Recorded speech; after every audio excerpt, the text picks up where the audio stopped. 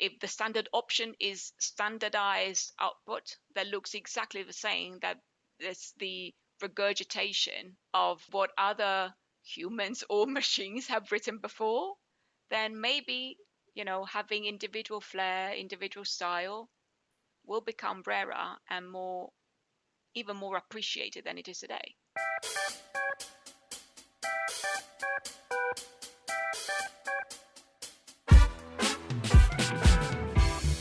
Hello and welcome to DGT Podcast, Languages and Technology, brought to you by the European Commission's Directorate General for Translation.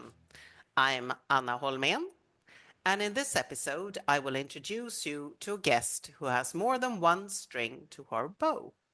I'm sure you have heard multiple times, just like me, that what artificial intelligence cannot do are things like creativity, nuance, humor, at least not deliberately.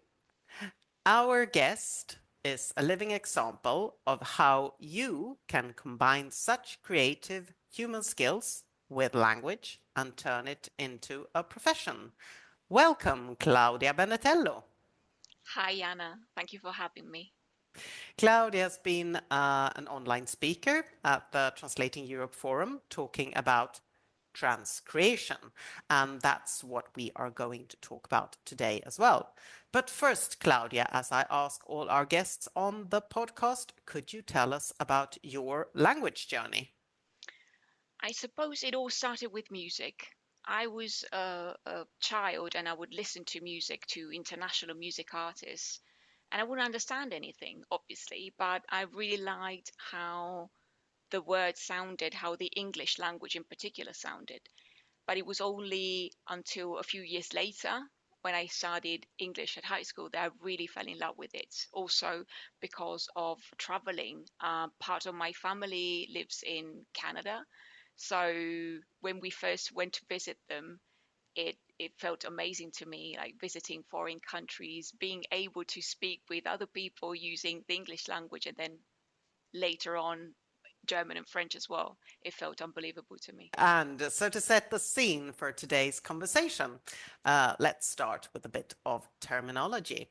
Could you give us a definition of transcreation?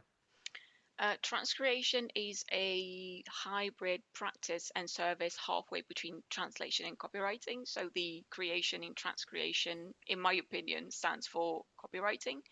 And I've defined it as writing, marketing, or advertising copy for a specific market, starting from copy written in a source language, as if the target text had been originated in the target language and culture. When was this term first coined? I did my homework and I discovered that Leibniz first used it, but he seemed to have meant something else. I'm not sure what. But in the translation field, it's more recent, right? Yeah, Leibniz coined the term in 1676. Can you imagine?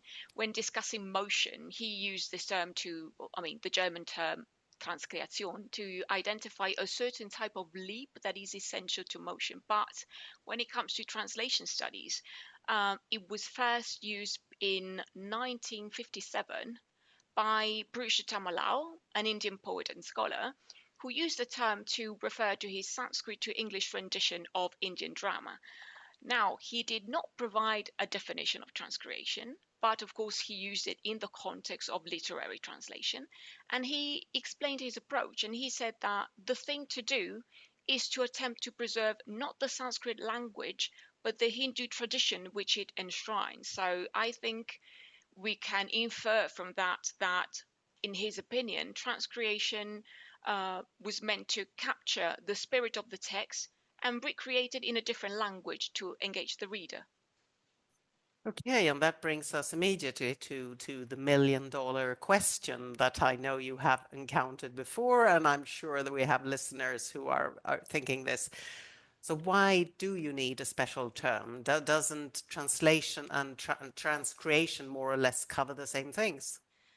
I think it's a fair question and a fair objection in a way, because if you agree with Lau's perspective, we may argue that his idea of transcreation is reader-oriented translation. And as a matter of fact, this is precisely the reason why not all translators and not all academics agree that transcreation is something different from translation.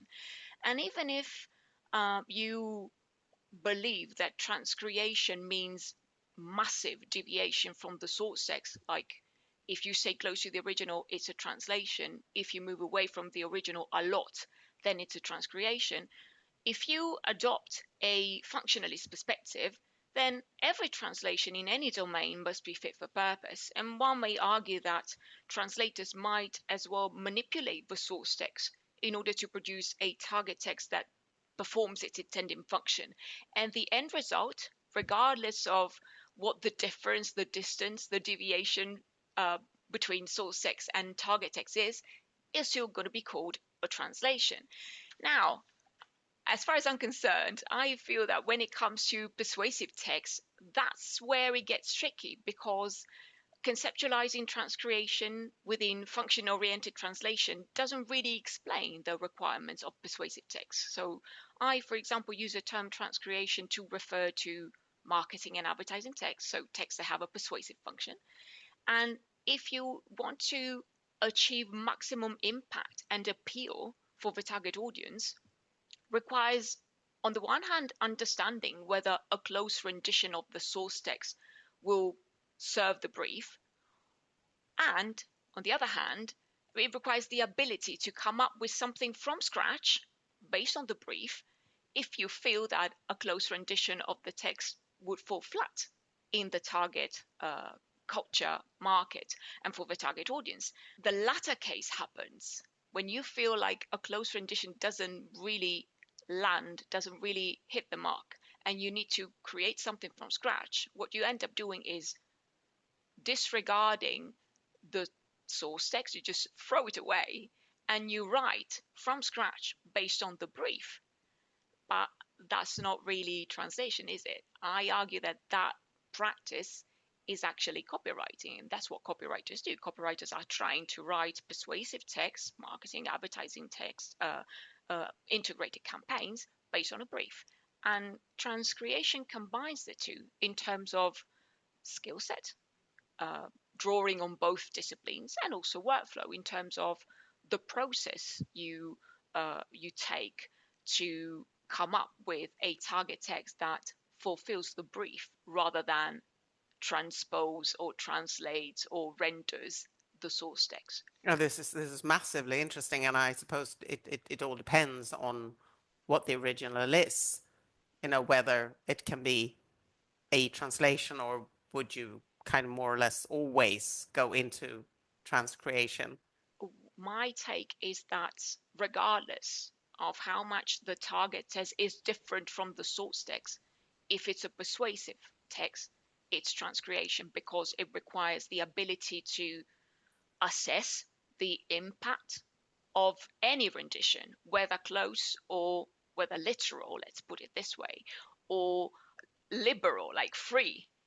But you also need to have the ability to create something that moves away a lot from the source text. And it surprises me that so many people think that transcreation, again, only has to do with the deviation, the degree of deviation from the source text.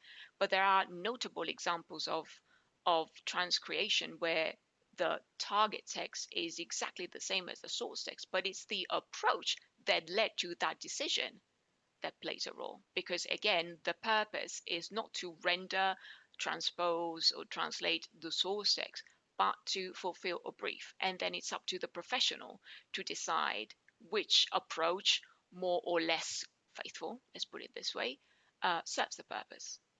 Okay, yes, I think I get it, that you have to do the copywriting process, even if you come to the conclusion that, okay, I can use something which is very close to the original in, the words. And when you deal with your clients, are there any kind of specific aspects of the transcreation process that you need to explain the way, and a little bit the way you've explained to me now, and to the listeners, what it is you're actually doing and what you need to be able to do it? I have to say I'm very lucky because virtually all my clients understand that I need to get the full picture, like get a proper brief, because the transcription process starts with a brief. You don't just transcreate uh, blindly. You need to understand everything, the strategy that originated the source copy in the first place, the target audience, the brand's tone of voice, many different elements.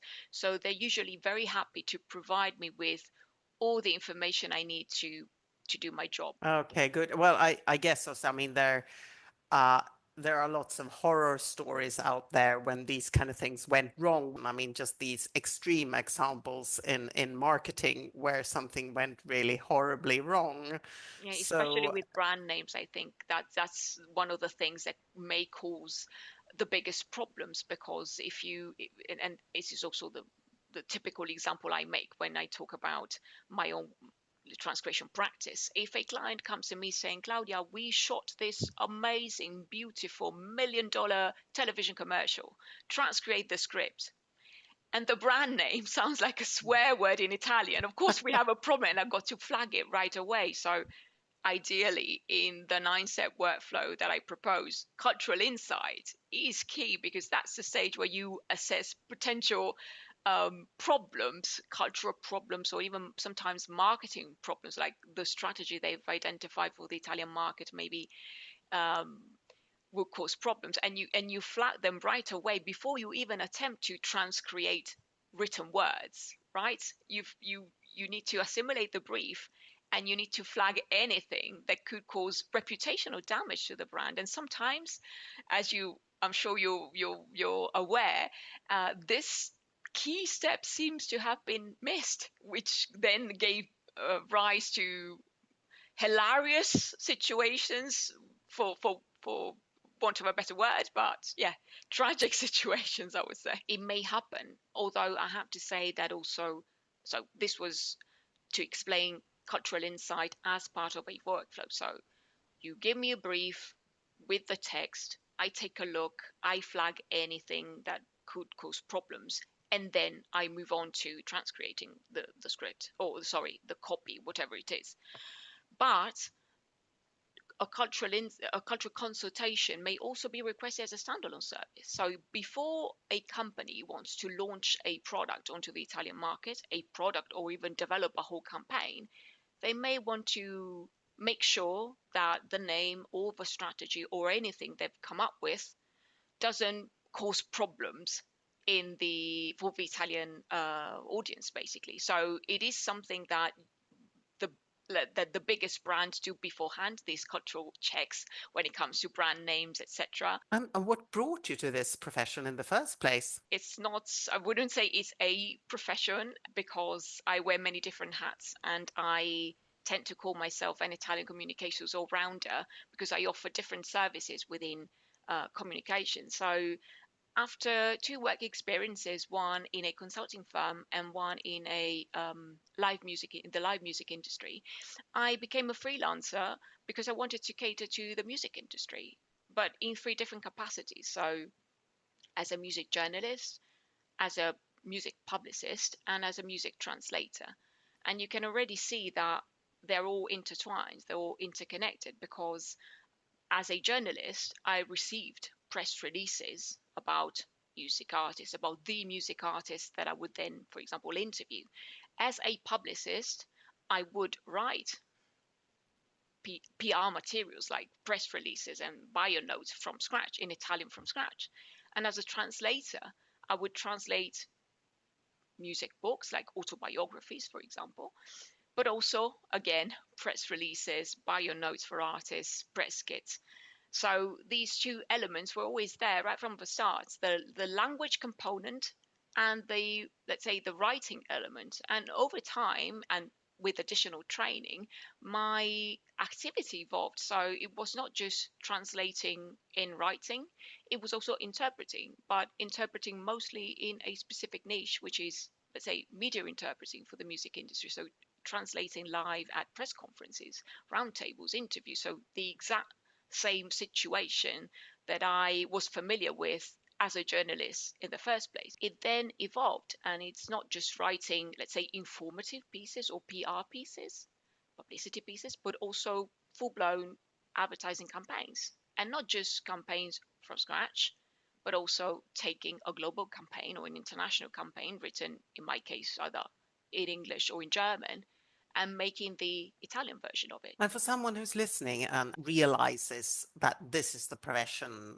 that they would like to do, what skills would you say are essential? Specifically about transcreation, I would say that it requires a combination of skills that draw on both translation and copywriting, which I said is the creation in transcreation. So, of course, you need language skills in the sense that you receive a source text, that's a text that's written in a foreign language, and you need to understand all the implications of it, or the cultural references, if any.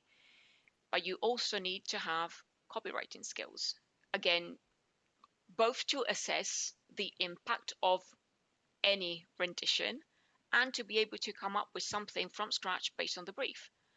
Then obviously you also need cultural sensitivity, which is a skill mostly associated with translation, obviously. So what you come up with must be appropriate for the target culture.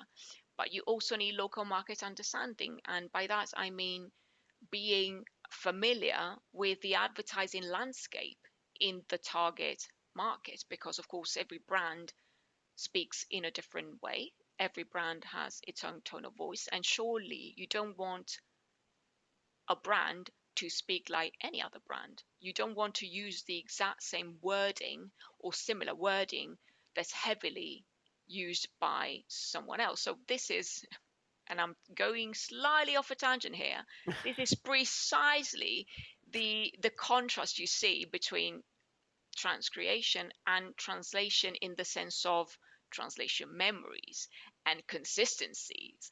And uh, this sentence has always been translated this way, and we keep translating it that way because we have to be consistent. But this leads, if taken to the extreme, this would lead to a standardization, so to speak, that's not suitable for marketing and advertising texts that need to resonate with an audience while also reflecting the brand identity. Yeah, So I that, think you. Yeah, I think I read in a text you wrote somewhere that uh, a difference between translation is transcreation is that for transcreation you need to break the rules. yeah, I mean, what in that paper, what I argued is that if we apply the the typical criteria that we apply to evaluate a translation, and if we take those criteria and apply them to transcreation, we realize that they don't work, because there are notable cases in marketing and advertising where uh, even grammar mistakes were made in terms of gender in Italian, for example, which is a gendered language, and or other situations where, for example, you have a dependent clause without a main clause. And the usual example I make is, what happens if you are translating a contract, so a binding text, okay, and you have a dependent clause without a main clause? You can't just say because blah blah blah full stop without a main clause. It doesn't make any sense. But of course, for impact and to elicit a reaction and emotion in the reader, you do that in marketing and advertising text. But if you were to judge it with different standards, those would all be mistakes, but mistakes that, as you said, you have to make an impact. So I'm not saying that we should, get rid of grammar and, for example, in the Italian language, get rid of subjunctives altogether. That's not the point. But the idea is that you probably need a slightly different mindset, especially if you come from specialisms within translation that have to do with highly standardized texts, I would say. This is my gut feeling. Okay, thank you. As I said in the beginning, you have more than one string to your bow, and for some time now, you also work in the academic field in the area of transcreation, and you have been working with a number of universities including a couple of members of the European Masters of Translation Network. And I'm very curious about this project and how you cooperate with academia, if you could tell us a bit more about that.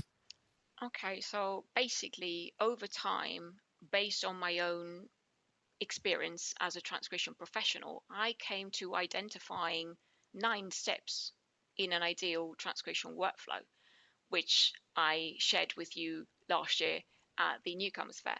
Then these 9 steps became a physical resource for transcreation. So I came up with what I call prompts, but not in the Gen AI sense, but rather in the sense of hints, food for thought, questions, practical advice. So the 9 steps of the workflow in my resource are represented by a total of 52 cards, physical cards, poker size cards, okay, where each of them provides guidance for a specific aspect of transcreation. Of course, it's not the same as a checklist, and it's not the same as a book, because a book has a linear structure, I would say, whereas a deck of cards gives you the flexibility to follow the whole um, workflow, like the 9 steps from briefing through voice casting and voiceover direction, or, for example, pick only the cards from the, I don't know, selection phase if you feel you are stuck at that part of the process.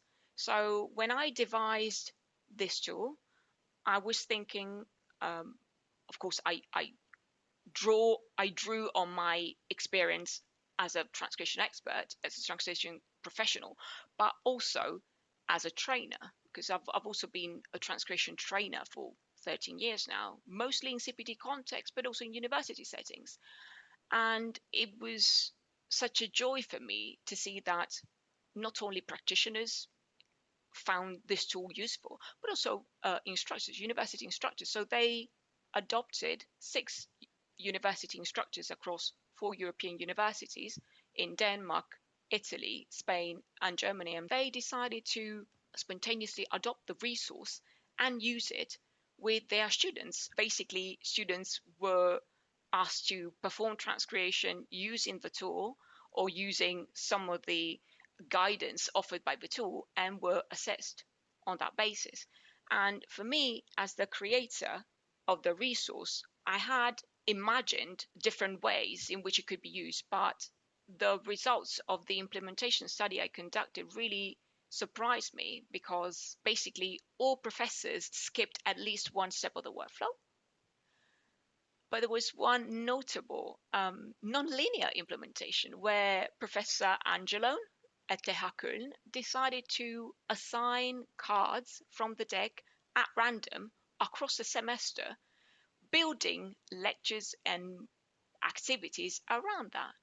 So it's not maybe the way I had thought that the deck of cards would be used, but then it only goes to show that the non-linearity of it can be beneficial for students, because, for example, he felt that exposing students to or actually fostering adaptive expertise was useful. He's of course it's something that he also explored with his own research and his papers, but he felt that instead of procedural knowledge, instructors should also teach students how to basically go with the flow, in the sense of understanding that situations may change, clients may be not very well organized, and you need to be able to um, basically perform the work even if you don't follow all the steps in the right order, which again, as I said, is not something that I could have ever imagined. And another thing that's really close to my heart is that at BA level, it was mostly group work. So students worked in groups. And more than one professor mentioned that the deck basically helped even shyer students engage in a conversation, because they said, when you have group work, there's usually the dominant students who dominate the conversation, the bolder, the the more talkative people. But in that case, because these cards raise questions or give you advice, give you food for thought, even shyer students felt engaged. So for me, seeing that this resource helped make the process more inclusive, discussions more inclusive is really important. And another thing that I like to mention is that, and this was purely, that was just a coincidence, it wasn't planned. It was also used alongside generative AI. So what happened was in the Denmark implementation site in Aarhus, students had to transcreate web copy, human transcreation, okay? They also had to use an LLM, and they had to explain their process. So they had to transcreate and share the process with the rest of it, with the rest of the class. And what happened was they didn't really use it to transcreate. They used it to maybe check the tone or maybe do the back translation. In that case, they were transcreating from from Danish to English. Okay, so for the back translation into Danish, apparently they used it, but not really for transcreation per se. And in Granada, on the other hand, they weren't asked to use Gen AI, but the students told the professor that they actually attempted to use Gen AI to transcreate three interconnected pieces of copy. And what they realized is that Gen AI could suggest many different options, but it wasn't able to retain the same strategy, the same consistency in the strategy, I would say, across the three interconnected pieces of copy. So at the end of the day, they decided not to use it. Of course, this is a qualitative study. This is not a quantitative study, and I know that the sample is not massive, obviously, because we're talking again about 4 universities, 6 professors across 4 universities, and a total of 161 students. But still, I was, very happy to see that students realized firsthand that with transcreation, Gen AI can be of help with some of the tasks, but not the real hardcore transcreation tasks in the strict sense, if you see what I mean. Yeah, absolutely, and I can see how passionate you are about this project as well. And we're now touching upon this topic that we've spoken about before in the podcast. We come back to it, the future of the language industry, the professions, and on 30th of June 2026, you were speaking in an online event that we organized to open registration to our November conference Translating Europe Forum, where you will also be speaking, right? And you spoke about your job as we're doing now, but you were also touching on broader themes in the language industry.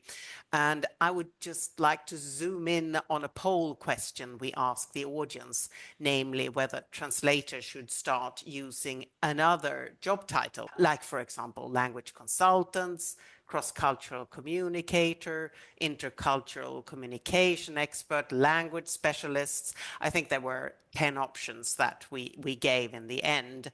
And I think you, Claudia, you were surprised that language specialists got most votes Yeah, by yeah, far. exactly. I mean, on the one hand, it it kind of relates to the first poll we had, where it turned out that the majority of attendees felt that translators shouldn't rebrand themselves as language consultants.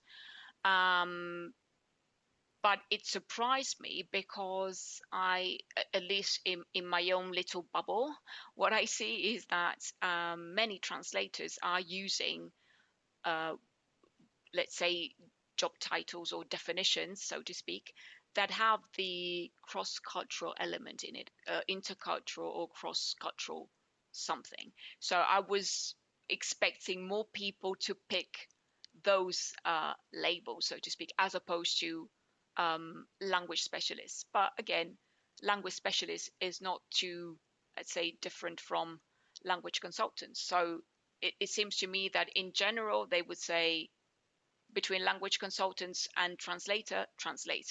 If I had to pick something else, it would still have an emphasis on language, though. right? Because language specialists Yes. has a focus on language. I think that it also has to do with what you do, basically. I mean, obviously, language and culture are intertwined, and you cannot really separate one from the other. But I think we'll also agree that there are niches, areas, fields of expertise, whatever you want to call them, where culture plays a more important, a more prominent role. And I'm not saying that this is better, worse, more important, less important. I mean, it's not a matter of ranking. It's just that there are fields where, I don't know, if you translate a TV series, obviously you got to uh, be uh, you, I mean, culture and cultural elements and cultural references are key. I don't I mean, I'm no legal expert, but I suspect that culture plays a less prominent role when it comes to translating a contract or a law or a decree. Um, so I think that the definition that was most upvoted um, may reflect what translators are specializing actually. But then it's very interesting that you come with this, you point out, the importance of highlighting also the culture element, for anyone, wanting to have a language profession, to consider this, which bits should you highlight? And here it comes from a advertising marketing specialist. So that's very. Yeah, I don't want to give the impression that I only think that culture is important in the transcription of marketing and advertising copy, because, as I said, language and culture are intertwined. There's no doubt about that. But we need to be aware of the differences between the different specialisms and the different areas, or at least, let's put it this way: culture is present anywhere, even when you are translating, I don't know, a document, a CV, a transcript of records, but it's culture in a different sense than, of course, translating or adapting for dubbing a TV series, or translating a novel, or translating a newspaper article, or, I don't know, an advertisement targeted at very young people. I don't know. So culture can take different forms in terms of how to deal with it when you work with when you work with it as a translator or as a transcreator. But yeah, it should never be taken for granted. It's not like culture only has to do with some things, and if you translate, I don't know, a medical trial or a highly technical text, it has nothing to do with that. No, absolutely, it's everywhere. As hopefully we have some people listening who are new to the language industry and are trying to find their way in a world increasingly influenced by AI, maybe not necessarily in your field of transcreation, but in general, what advice would you have? I think that as machines get better and better, and they are able to produce output at the press of a finger in no time, they're also producing highly, let's say, standardized output, in the sense that you can, most times you can see some devices, some turns of phrase that are typically uh, associated with LLMs. So I think that as machines get better on the one hand, but also produce standardized output, maybe, hopefully, individual perspectives will become more and more important, in the sense that maybe clients will realize that if they want someone who does the job with a vision and who takes responsibility for the decisions, they're better off, turning to a human being than asking, prompting an LLM to do the job. So, of course, as I sort of mentioned before, there may be areas in translation where texts are standardized and where technology is very helpful, and can help with productivity, with consistency, with everything. But there are also areas where I think individual perspectives will be more and more valued because it becomes rarer. If the standard is, if the standard option is standardized output that looks exactly the same, that it's the regurgitation of what other humans or machines have written before, then maybe, having individual flair, individual style will become rarer and more, even more appreciated than it is today. Individual flair, that sounds like great advice for anyone, not just language professionals. Thank you so much, Claudia, for being with us here today. I really learned a lot. And to our listeners, I would like to say that you should all look for on YouTube for Translating for Europe, and the recording of this preview to 2026 Translating Europe Forum. And there you can watch Claudia, and you will, for example, hear a very interesting discussion between Claudia and Tama about AI and why Claudia doesn't use it in her work. That's a little teaser for you. And then, obviously, you should sign up for the Translating Europe Forum in November. And you can look forward to a number of interesting talks, including one with you, Claudia. Thank you for listening to the DDT podcast, Languages and Technology. Stay in touch and share your thoughts or questions with us on Instagram or Facebook at Translating for Europe. And don't forget to subscribe in your favorite podcast app to stay up to date with the latest on EU multilingualism and translation. I'm Anna Holmén. Until next time.